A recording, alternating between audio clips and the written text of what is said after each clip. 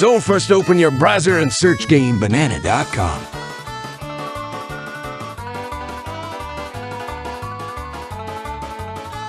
Scroll down until you see this.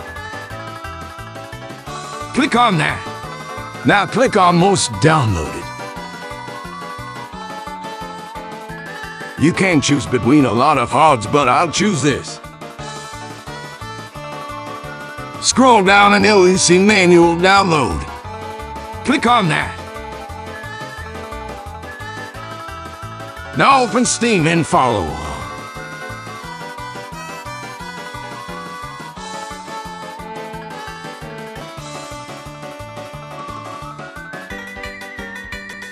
Now extract the HUD into the custom folder.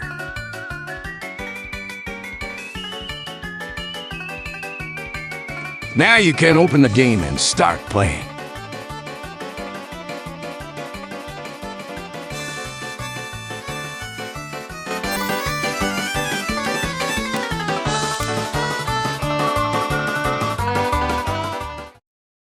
That's it. It works. Now have fun playing Team Fortress 2 with a custom HUD.